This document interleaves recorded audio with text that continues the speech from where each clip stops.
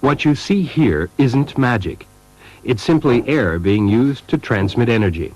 Air is in plentiful supply everywhere. When air is compressed, it can be used to perform work.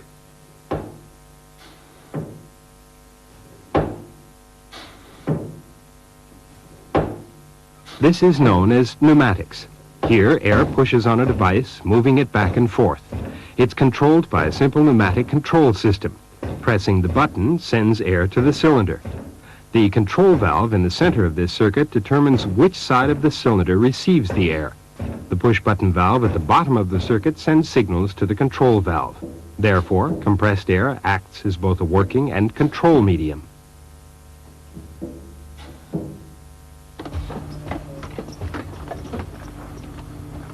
Pneumatics, or using compressed air to transmit energy and control functions in systems, has several advantages. Let's examine examples of each.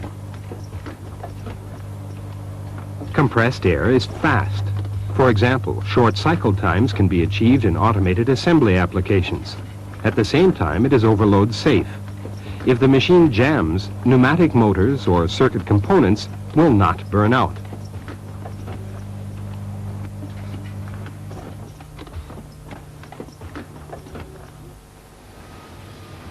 Another advantage is that compressed air is clean. This is very important in the textile and food industries, where sanitary conditions are of primary importance.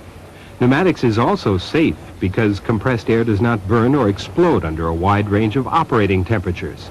In addition, the exhaust air can be discharged directly into the atmosphere. Pneumatic systems are heavily utilized in cleanroom applications for the same reasons of cleanliness, low combustion, and fast operating speeds.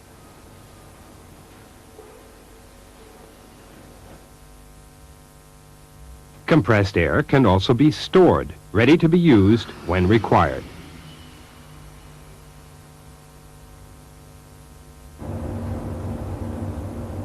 Another advantage is that compressed air does not break down when exposed to high temperatures, thereby allowing for safe, consistent operation under a wide range of temperatures. And finally, the individual pneumatic components are inexpensive when compared to other forms of energy transmission and control. Pneumatic control and actuation is an ideal energy for automation of industrial processes.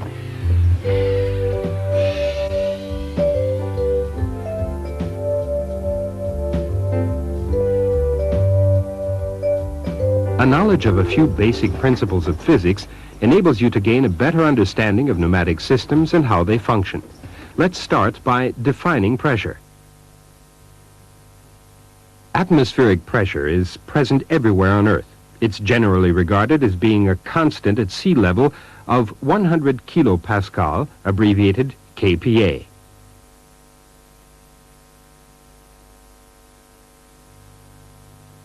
All pressure measurements taken using atmospheric pressure as the 0 point are designated gauge pressure, or P sub G.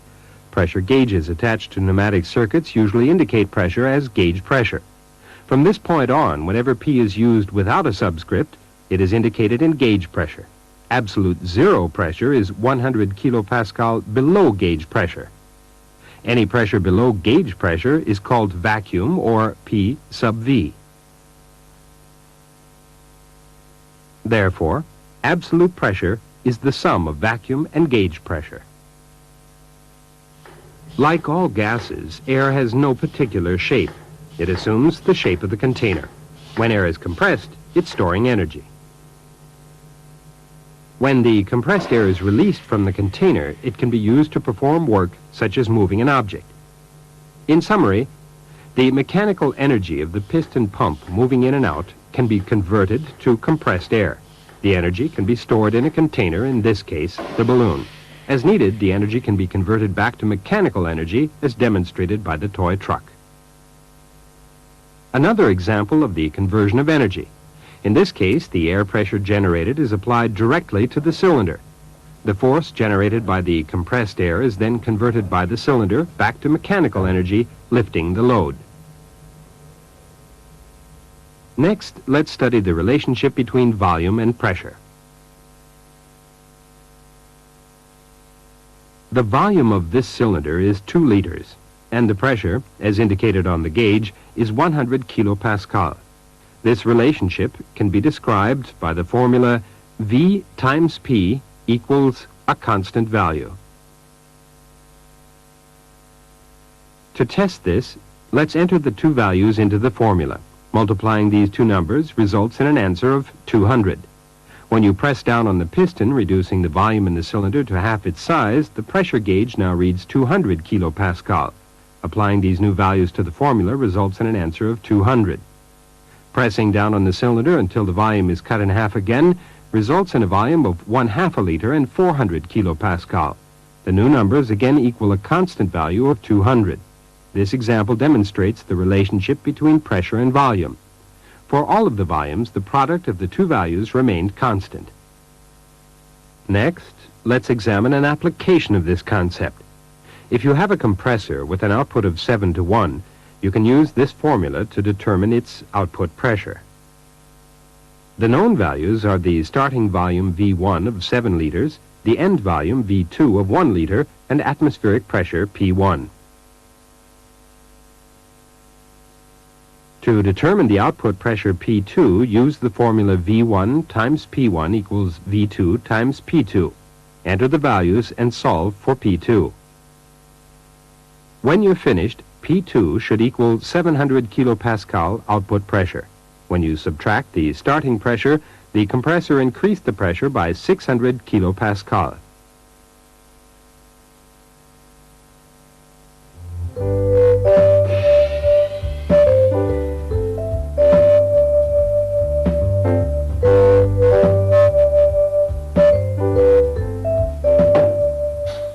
The compressed air used in pneumatic circuits must be clean and dry. Let's examine the devices used to produce compressed air. Compressed air can be produced using stationary or mobile compressors. Both types use various designs to compress the air into a smaller volume.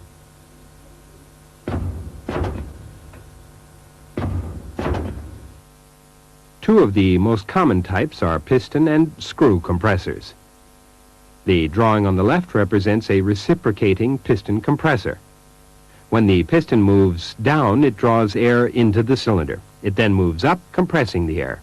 Compressors that contain one cylinder are called single-stage compressors. Each stroke of the piston produces a burst of compressed air. The screw-type compressor consists of two threaded shafts that are intermeshed. As they turn, they transport air from the intake side to the compression side. One advantage of this type of compressor is that it produces a continuous flow of air. In both types, as the air is compressed, energy in the form of heat is concentrated in a smaller space. So, most compressors include a cooling unit to reduce the temperature of the compressed air. Such units can also be used to reduce moisture, oil, and dirt in the compressed air. The compressed and cooled air is then stored in a tank called a reservoir, which performs several functions. It acts as a buffer, smoothing pressure fluctuations as the air is used by the circuit. This also allows the compressor to run only when needed to pressurize the reservoir. The reservoir also supplies a steady flow of air to control circuits. This reduces fluctuations in pressure under varying rates of use. In addition, the reservoir helps to cool the compressed air. As the air cools, moisture separates from the air and collects in the bottom of the reservoir. This water must be drained from the reservoir on a regular basis.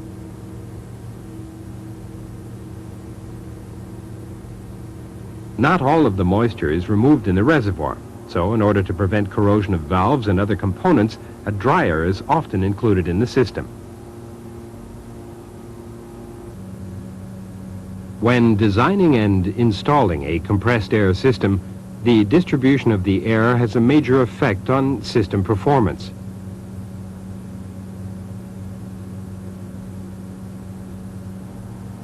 The size and layout of the pipes is critical for economical operation of the system. The design should also allow for future increases in demand because modifications can become very expensive. Connections to the main piping should be done from above to prevent water from flowing into the machinery. The system should also include fixtures that allow water to be drained off.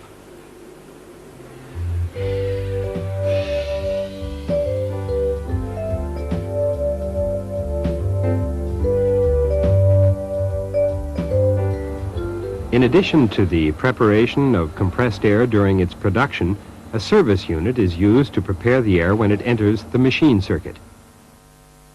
These cutaways show the intricate air passages typical of pneumatic components. It's important to remove dirt and moisture that may have been picked up by the compressed air from the distribution system. Dirt could clog component air passages, and water could cause corrosion of valves and fittings.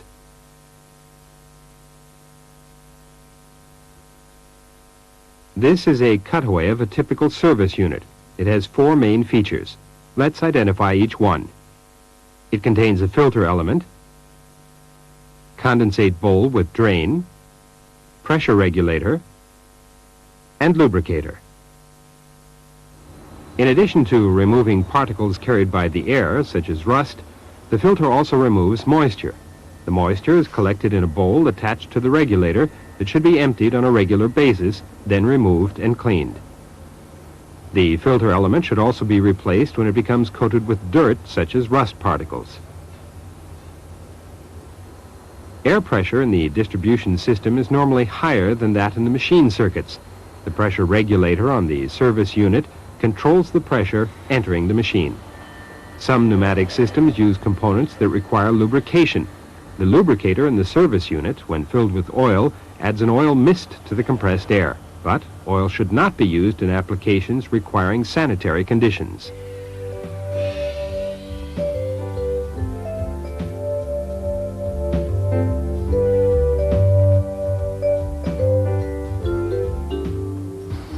These pneumatic cylinders are used to raise and lower manufacturing tools. This is an example of how pneumatic actuators convert energy in the form of compressed air to mechanical energy. To understand how they function, let's study a number of types of linear actuators. This is a transparent model of a cylinder. A linear cylinder is the most frequently used pneumatic actuator. Compressed air energy is converted inside the cylinder into linear motion. Cylinders are available in a wide range of shapes and sizes, normally within the following specification ranges: bore 6 to 320 millimeters, stroke 1 millimeter to 2 meters, force 2 to 50,000 newtons, piston speed 0.02 to 1 meter per second. Now, let's examine how cylinders function. This is a single-acting cylinder. It's represented by this ISO symbol, which indicates that the cylinder has one air inlet port and a return spring. When compressed air is supplied to the inlet port of the cylinder, it pushes against the piston. If the force generated by the pressure is greater than the force of the spring, the piston moves away from the inlet port, compressing the spring and extending the piston rod. When the pressure is released, the spring moves the piston back to its initial position, retracting the piston rod. The force of the spring, air pressure level, and piston area affect the work capacity of the cylinder.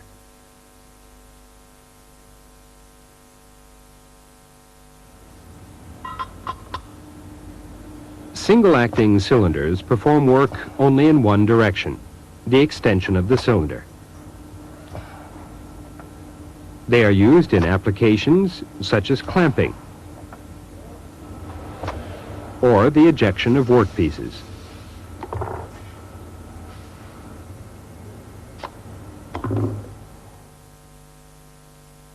In applications requiring work in both directions, the double-acting cylinder is used. This is a double-acting cylinder and its ISO symbol. Note that it has 2 inlet ports and does not contain a return spring. In the double-acting cylinder, the force exerted by the compressed air can be directed against either side of the piston. This allows work to be done on both the extend and return strokes.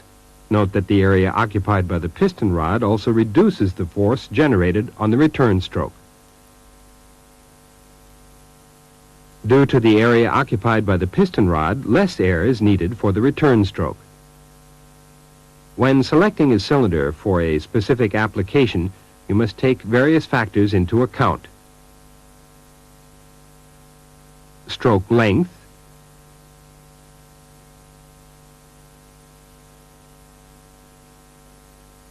extension force, and retraction force.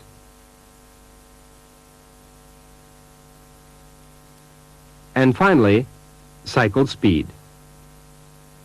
Next, let's examine the relationship between force and speed. In this example, with equal loads, both pistons extend at the same speed.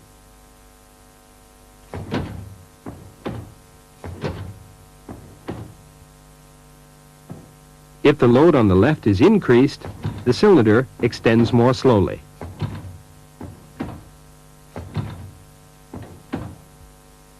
If yet more weight is added to the load, it slows even further. So, with equal pressure and cylinder size, increasing the load decreases the actuation speed.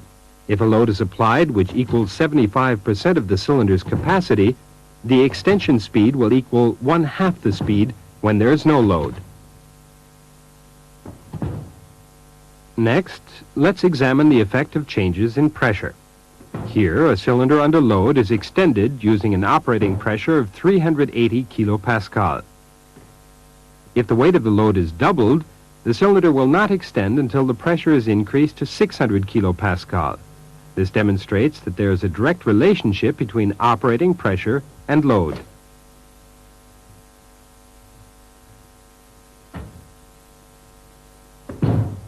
Next, let's study the effect of changes in cylinder bore size. The bore size is the inside diameter of the cylinder. These two cylinders have different bore sizes. Using the same pressure and load, the cylinder on the right cannot lift the load. However, the cylinder on the left with the larger bore size is able to lift the load. Let's measure the difference in force. The small cylinder shown here has a diameter of 16 millimeters.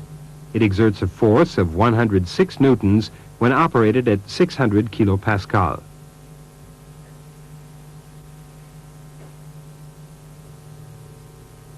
A cylinder with a diameter of 25 millimeters, using the same pressure, exerts a force of 262 newtons. When the same pressure is applied to a 32 millimeter cylinder, a force of 418 newtons is produced. This relationship can be shown by the formula force F equals piston area A times the pressure P.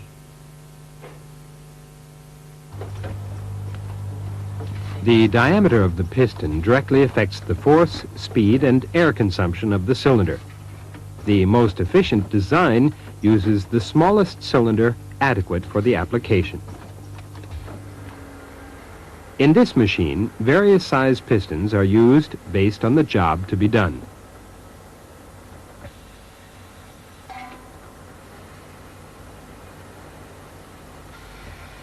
For example, the movement of materials requires a different force than clamping or the movement of heavy tools.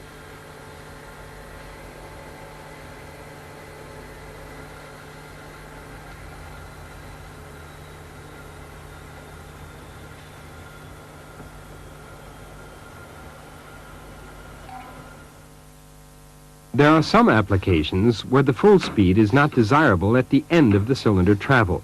These applications require a cylinder with adjustable end position cushioning.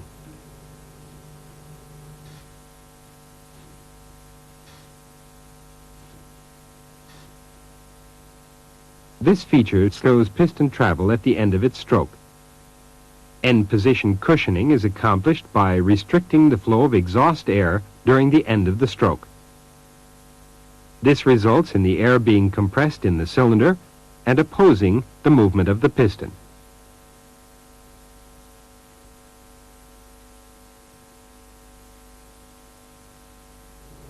Next, let's examine other types of cylinders. For example, this double-acting cylinder has a double-ended piston rod.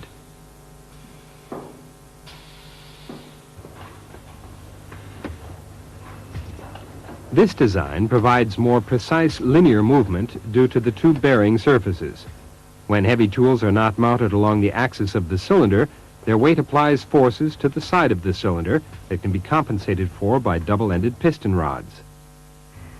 Another advantage of double-ended piston rods is that the ends not used for the application can be used for other functions, such as end position sensing.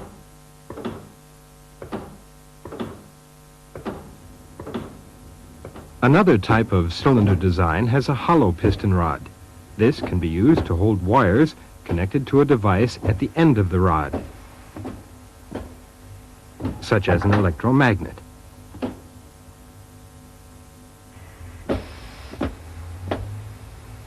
Or it can be used as a passage to carry vacuum or liquid such as oil. These cylinders have a fitting on the end of the rod for the connection of the tubing. This cylinder has no piston rod.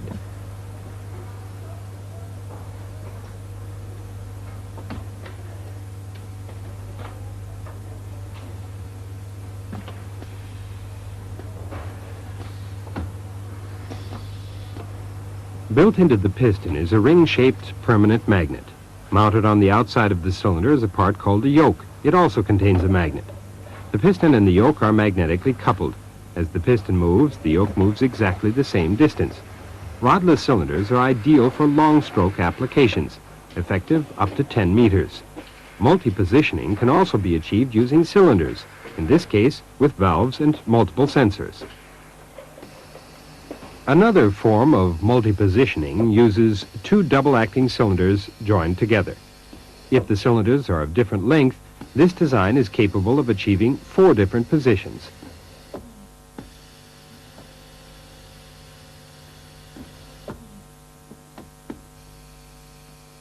For example, the 4 positions are used in this machine to drill and countersink 2 holes.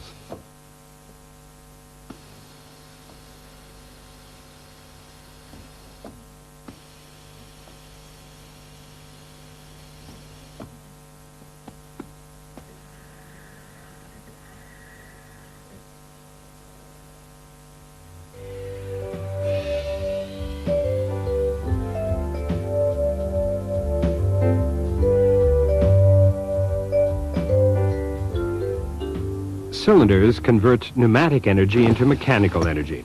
So far, you've seen how this produces linear motion. Here, the linear motion is converted into rotary motion through a gear train. As the piston rod moves, the rack on the end of the piston rod turns a gear, producing rotary motion. As the piston moves left and right, the gear rotates in the opposite direction.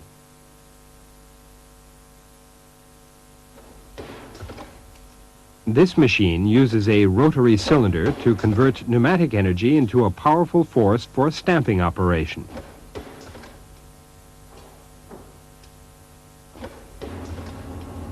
Another design is the rotating vane cylinder.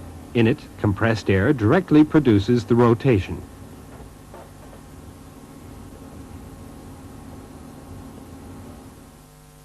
It functions in the same way as a double-acting cylinder, in that it has fixed stops at both ends of the stroke and performs work in both directions. In this type of cylinder, the angle of rotation is adjustable. Rotary cylinders can be used in a number of applications. In this example, it's moving parts from a test station to a conveyor belt. Another use is for parts orientation. Here, a rotary vane cylinder is used to turn parts over for machining on the opposite side.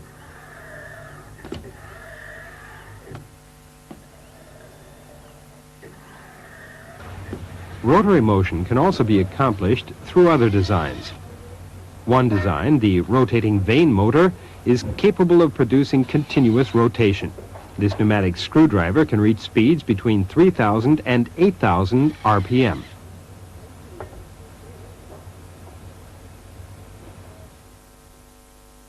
The vane motor works by means of a rotor located off-center in a cylindrical chamber.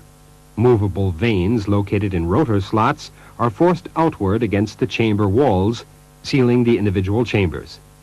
Air enters the smallest chamber, turning the rotor as it expands with the increase in chamber size. The air is then exhausted when the chamber reaches its maximum size. Rotating vane cylinders are available in right, left, or switchable rotating versions. At this workstation, 2 vane motors are used to drive pneumatic screwdrivers for the assembly of electric motors. One advantage of pneumatic motors is that they can be used for applications in which a maximum torque should not be exceeded.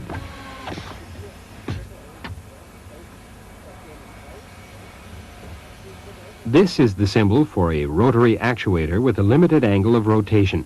A different symbol is used to represent rotary actuators with unlimited rotation called pneumatic motors. These are a good example of how symbols reflect component function rather than structure.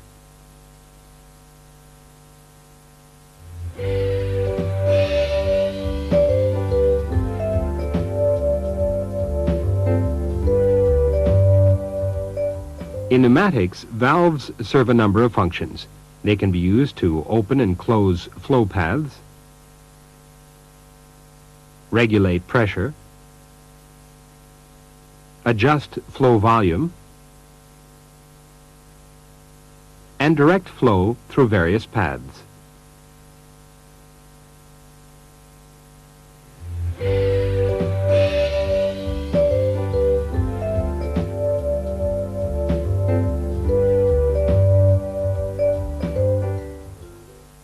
One type of valve is the directional control valve. It has three basic functions. They are to block the flow path, to open the flow path, and to direct flow. Directional control valves perform all three of these functions when they're connected to a cylinder. Next, let's examine the types of directional control valves. This directional control valve can be used to control a single-acting cylinder. It has three passageways called ports. The one at the top is connected to the cylinder. At the bottom left is an exhaust port, and the port on the right is connected to a source of compressed air. The valve also has two switching positions. With 3 ports and 2 positions, it is called a 3-2 directional control valve. This design of the valve seat and seals is called a poppet valve. 3-2 directional control valves are represented by the ISO symbol on the right. This valve is shown with a push-button actuation and spring return. Unactuated, the valve blocks the flow of air to the cylinder, and air exhausts from the piston side, allowing the spring to hold the cylinder retracted. When the button is pressed, the valve shifts, connecting the compressed air port to the cylinder. This causes the cylinder to extend, and the valve blocks the exhaust port. When the push button is released, the spring built into the valve shifts it back to its starting position. The cylinder is then connected to the exhaust port, and the cylinder spring returns the cylinder to its initial position.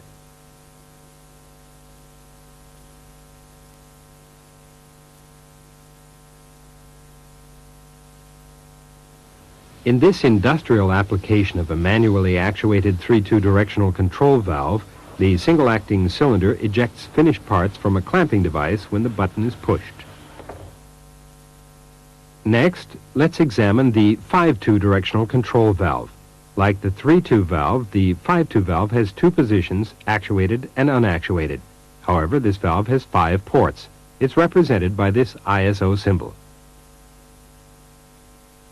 The 5-2 valve is used to control double-acting cylinders. Both parts at the top of the valve are connected to the cylinder. The center port on the bottom of the valve is connected to air. The 2 outside ports are exhaust ports.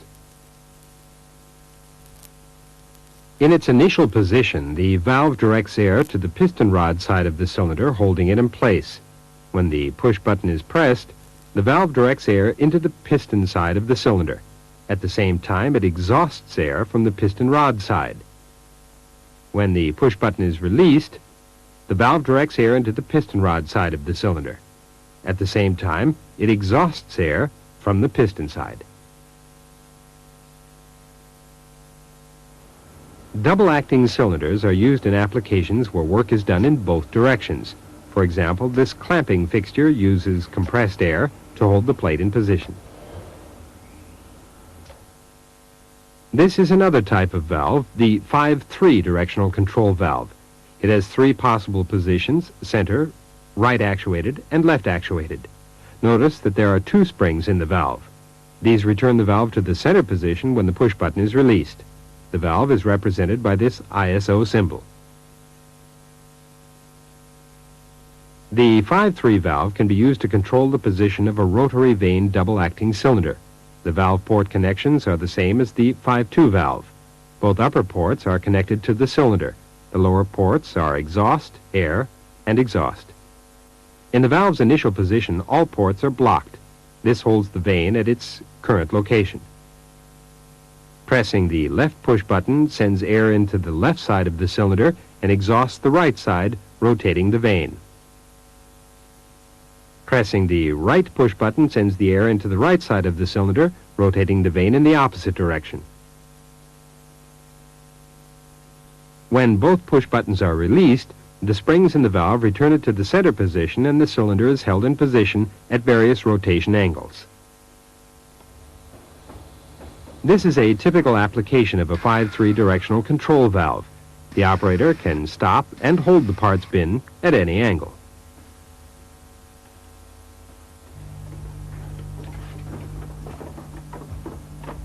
There are two ways valves can be controlled. Directional control valves can be directly actuated, as shown by this roller lever actuation,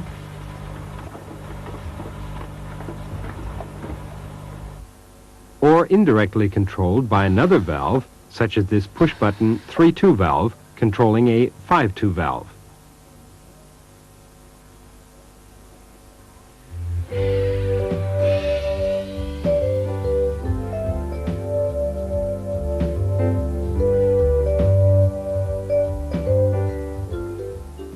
The AND valve enables the logical AND decision to be made pneumatically. Therefore, the piston extends only when both push buttons are pressed simultaneously. AND valves are also called two-pressure valves.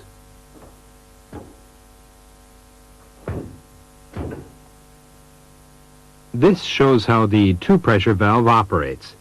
When air enters the valve from one side, the output is blocked.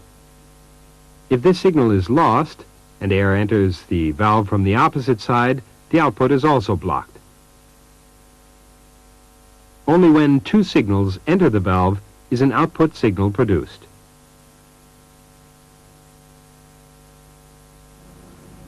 At this workstation, two parts are pressed into a housing.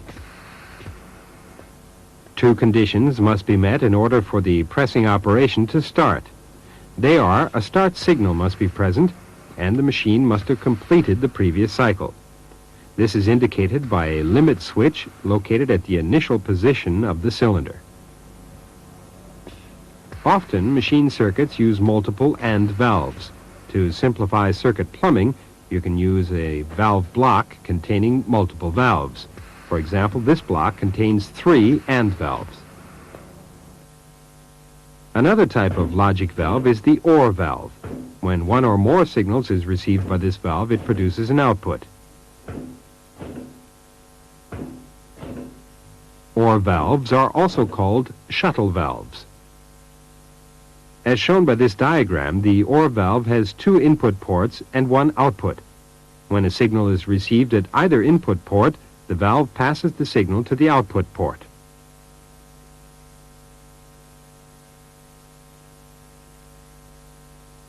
If 2 signals are received by the valve, the first signal produces an output and the second signal is ignored.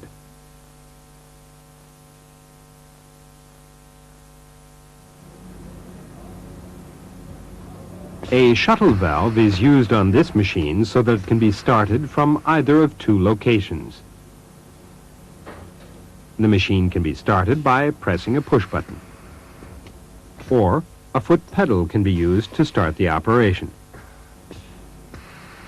The machine starts if a signal is received from either location. The 2 signals are connected together in this OR valve. Next, let's examine another type of valve, the quick exhaust valve. One way to increase actuator speed is to exhaust cylinders directly to atmosphere through the large opening in a quick exhaust valve. This avoids the longer and narrower flow passages through the directional control valves.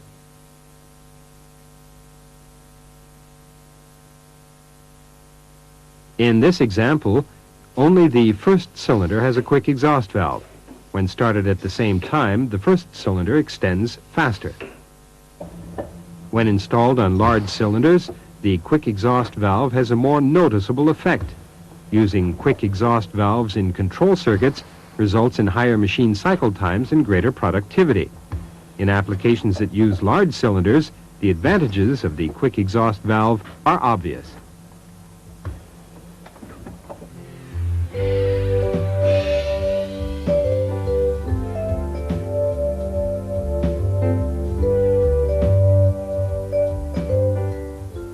One type of pressure valve is the pressure regulator. It's responsible for holding the operating pressure constant by regulating the flow orifice. When the pressure increases, the valve automatically closes partway, reducing the flow to the circuit. The pressure regulator also smooths out pressure spikes from the machine circuit by venting excess pressure to atmosphere. Every service unit contains a pressure regulator. Next, let's examine another type of regulating valve.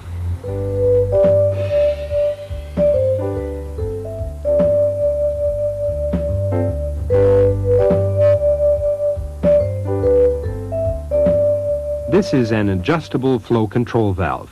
Air passes through a restriction in the valve. When the size of the restriction in the valve is reduced by tightening the thumb screw, less air passes through the valve.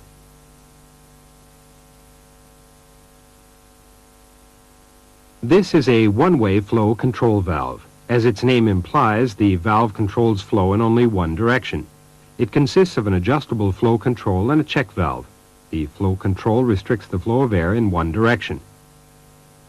In the opposite direction, the check valve opens, allowing air to bypass the flow control. One application of the one-way flow control valve is to control actuator speed in one direction and allow full speed in the opposite direction. In this machine, the piston extends slowly and then retracts at its normal speed.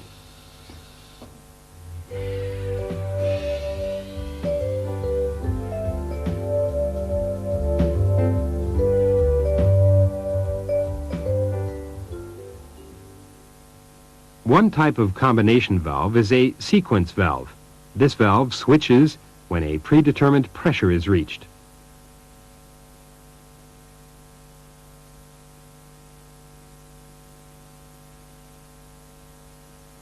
In this machine, the sequence valve controls the pressure applied in pressing a shaft into a housing. The pressure valve waits until the shaft reaches the bottom of the hole. When the circuit pressure rises, it sends a signal to retract the cylinder. Another type of combination valve is the time delay. It contains a one-way flow control valve, air reservoir, and directional control valve. This valve delays the sending of a signal for a set time. The length of the time delay is controlled by adjusting the rate at which air is allowed to enter the reservoir through a flow control.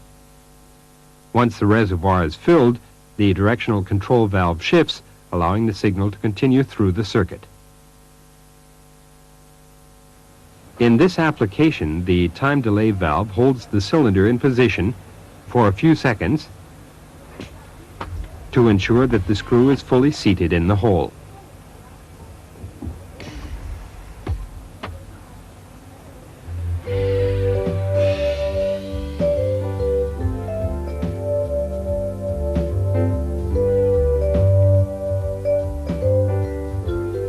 Earlier in this video, you learned about two types of valve actuation, direct and indirect. This is an example of direct actuation. The control valve is directly actuated by the push button. Indirect control is actually the preferred type of actuation because it allows for a separation of signal input and processing. One reason this is desirable in machine design is that it allows you to include logic functions in the circuit. To understand this better, let's examine a number of applications. In this machine, signal input is provided by the machine operator. As long as the operator presses both push buttons, the cylinder continues to extend. When the operator releases either button, the cylinder retracts. Therefore, the cylinder movement is manually controlled by the operator.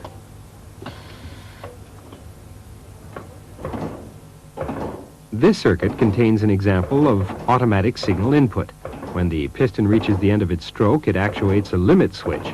The signal generated by the limit switch shifts the 5-2 directional control valve moving the piston back to its initial position.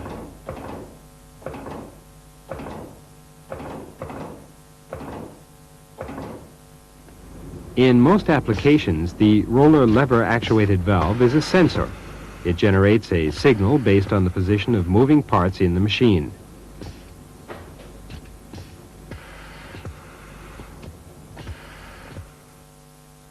Here, a limit switch is used to create an automatic return circuit. Once the operator presses the push button, the sequence continues automatically until the cylinder returns to its initial position. This is the result of the interaction between piston rod, sensors, and control valves.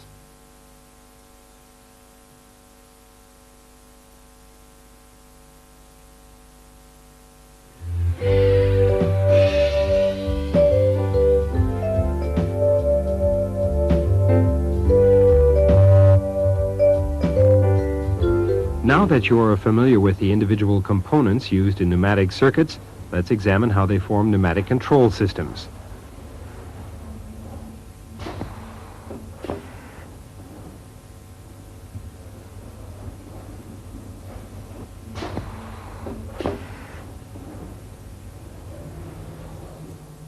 The first component is the service unit. It's the link between the air distribution system and the pneumatic control circuit. Remember, it controls the pressure supplied to the circuit, cleans the air, and can add oil to lubricate the circuit components. The next step is to select the components that will actually perform the work. For this example, let's use a double-acting cylinder. If you connect the service unit directly to the cylinder, it will extend. However, this does not allow you to retract the cylinder. You could move the air line to the opposite port on the cylinder, retracting the cylinder. Now, when you want to extend the cylinder, you have to move the air line again. This is not a safe or practical control method. Therefore, a directional control valve is used to connect the cylinder to the service unit. This is a simple control system that provides direct actuation. In most applications, it's rare for cylinders to be directly actuated. Normally, control and signaling are accomplished using discrete components. In this circuit, two push-button directional control valves send signals to a 5-2 directional control valve. When a push button is pressed, the cylinder is actuated. Another benefit of indirect control is that even if one of the push buttons is pressed momentarily, the cylinder will complete its full operation. This is because the control element stores the signal. Another consideration is to incorporate safety features into the control system. For example, a second push-button valve was added to the extend side of this circuit. This design requires that the operator use both hands, pressing both push buttons at the same time to extend the cylinder. An AND valve is included in the circuit to provide this function. In order for the cylinder to retract, the third push button must be pressed.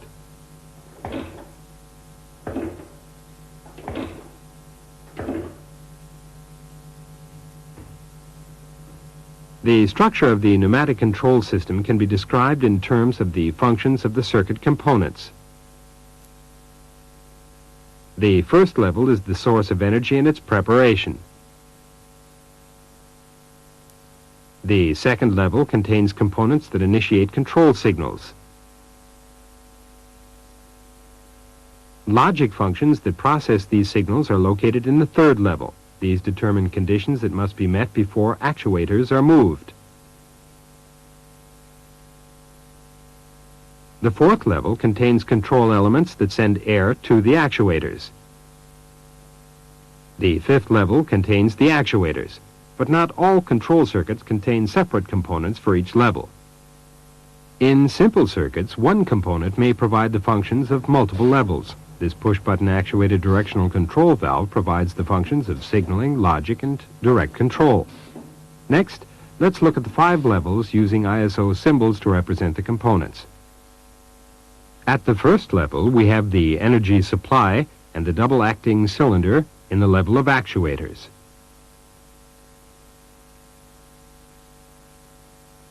A 5-2 valve is used to actuate the cylinder.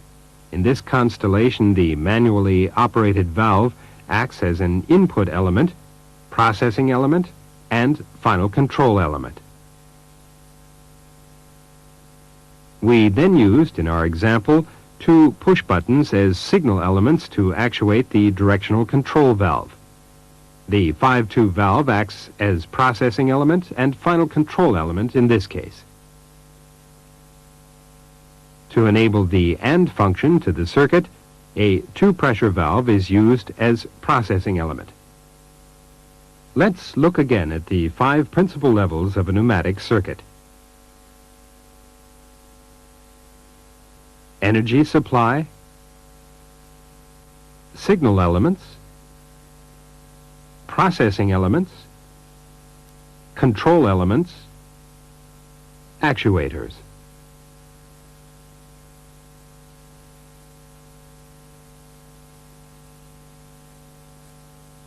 Each of these levels can be identified in the actual machine circuit.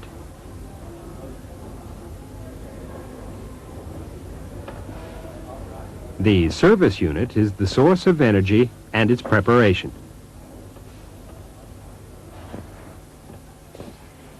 The 2 manually operated valves initiate control signals.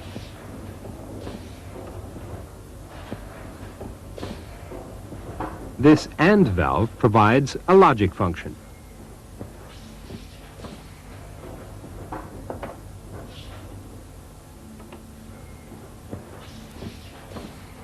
The 5-2 directional control valve is the control element,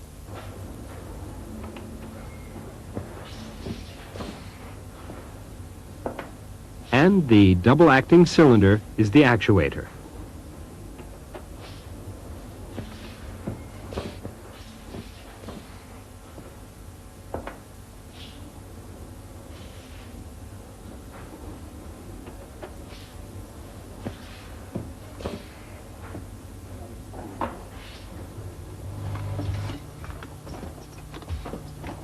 Regardless of their complexity, all pneumatic control systems contain these basic functional levels.